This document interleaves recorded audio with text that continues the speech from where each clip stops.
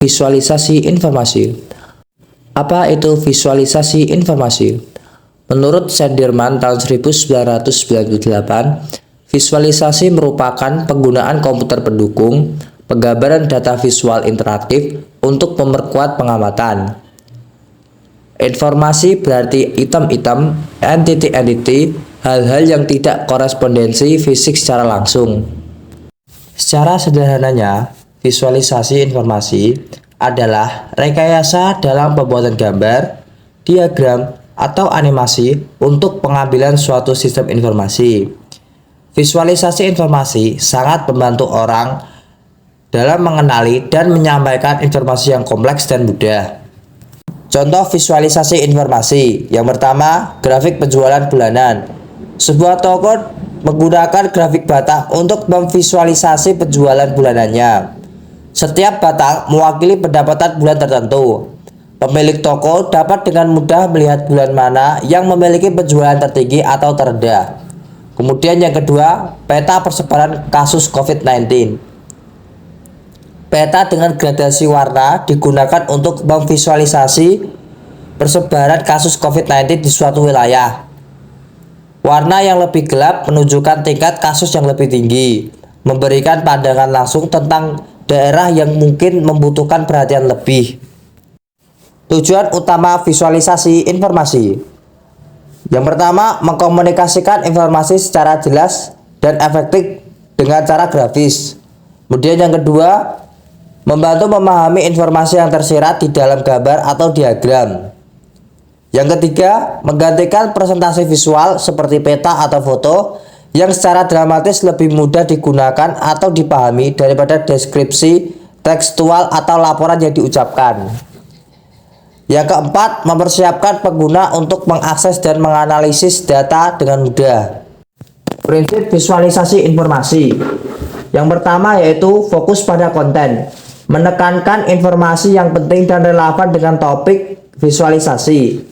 Contohnya, dalam grafik pendapatan perusahaan, fokus pada kenaikan atau penurunan signifikan dalam beberapa bulan atau terakhir. Kemudian yang kedua, membandingkan data atau informasi yang berbeda untuk membantu pengguna memahami hubungan antara variabel. Contohnya pada grafik batang yang membandingkan penjualan produk A, B, dan C selama beberapa bulan untuk mengidentifikasi produk yang paling sukses. Kemudian yang ketiga, integritas. Menjaga konsistensi dan akuratnya data dan representasi numerik. Contohnya, memastikan bahwa total pengeluaran yang ditampilkan dalam grafik keuangan sesuai dengan data akuntansi yang sebenarnya.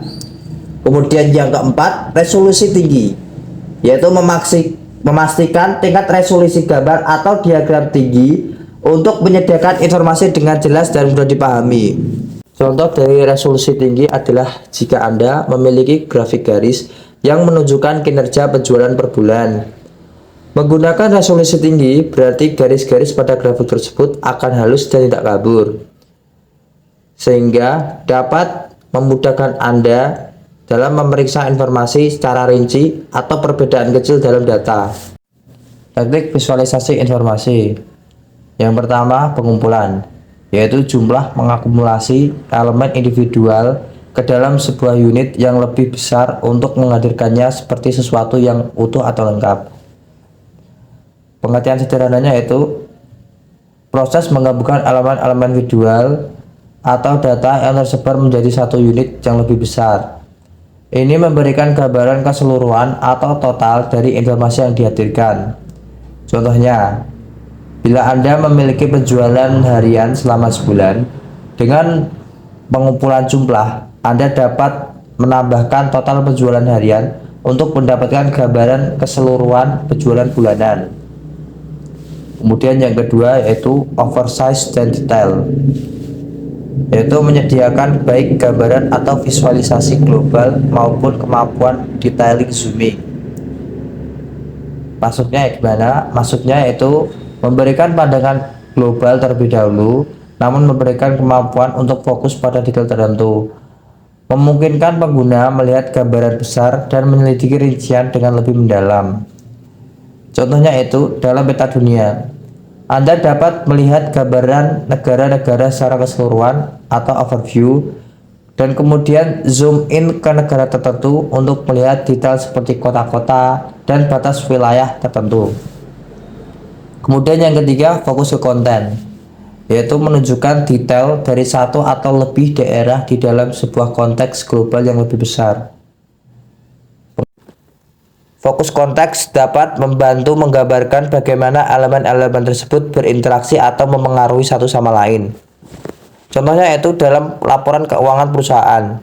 Fokus konteks bisa berarti menyoroti pertumbuhan laba bersih atau satu dari divisi bisnis di dalam konteks laba bersih total perusahaan. Kemudian selanjutnya yaitu drill down, yaitu memilih item individual atau set yang lebih kecil dari sebuah penampilan untuk sebuah pendapat detail atau analisis. Contohnya adalah jika Anda melihat grafik penjualan tahunan, drill down dapat berarti memilih satu tahun tertentu untuk melihat penjualan per kuartal atau bahkan per bulan. Kemudian selanjutnya itu brushing, yaitu melibatkan pemilihan atau penunjukan nilai tertentu pada suatu tampilan dan melihat item mana yang berkaitan di tempat lain pada tampilan tersebut.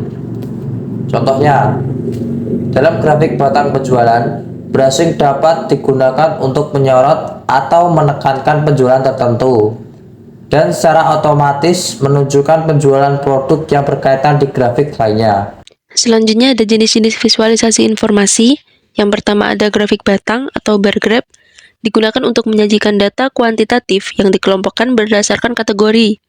Grafik batang dapat digunakan untuk membandingkan nilai antar kategori atau untuk menunjukkan perubahan nilai dari waktu ke waktu. Yang kedua ada grafik garis atau line graph, digunakan untuk menyajikan data kuantitatif yang berubah secara kontinu. Grafik garis dapat digunakan untuk menunjukkan tren atau pola perubahan data dari waktu ke waktu. Yang ketiga, ada grafik pie atau pie chart. Digunakan untuk menyajikan data kuantitatif yang dikelompokkan berdasarkan proporsi. Grafik pie dapat digunakan untuk menunjukkan proporsi antar kategori atau untuk menunjukkan bagian dari keseluruhan, seperti pada contoh. Yang keempat, ada grafik radar atau radar chart. Digunakan untuk menyajikan data kuantitatif yang dikelompokkan berdasarkan beberapa dimensi. Grafik radar dapat digunakan untuk membandingkan nilai antar objek atau untuk menunjukkan perubahan nilai dari waktu ke waktu. Yang kelima ada grafik area atau area chart. Digunakan untuk menyajikan data kuantitatif yang berubah secara kontinu dan memiliki nilai yang berbeda. Grafik area dapat digunakan untuk menunjukkan tren atau pola perubahan data dari waktu ke waktu, serta untuk menunjukkan perbedaan nilai antar kategori. Yang keenam ada grafik histogram. Digunakan untuk menyajikan data kuantitatif yang dikelompokkan berdasarkan nilai. Grafik histogram dapat digunakan untuk menunjukkan distribusi data serta untuk membandingkan distribusi antar kategori. Yang ketujuh ada grafik scatter atau scatter plot. Digunakan untuk menyajikan data kuantitatif yang memiliki dua dimensi. Grafik scatter dapat digunakan untuk menunjukkan hubungan antar dua variabel. Yang kedelapan ada grafik bubble atau bubble chart, digunakan untuk menyajikan data kuantitatif yang memiliki tiga dimensi. Grafik bubble dapat digunakan untuk menunjukkan hubungan antara tiga variabel. Contoh lain jenis visualisasi informasi. Yang pertama ada peta atau map, digunakan untuk menyajikan data spasial. Yang kedua ada diagram, digunakan untuk menyajikan hubungan antar elemen. Yang ketiga ada skema, digunakan untuk menyajikan struktur data. Kemudian ada diagram alir atau flowchart, digunakan untuk menyajikan proses. Kemudian ada diagram Venn, digunakan untuk menyajikan hubungan antar himpunan. Kemudian ada diagram batang 3D, digunakan untuk menyajikan data kuantitatif yang dikelompokkan berdasarkan kategori. Kemudian ada grafik garis 3D, digunakan untuk menyajikan data kuantitatif yang berubah secara kontinu.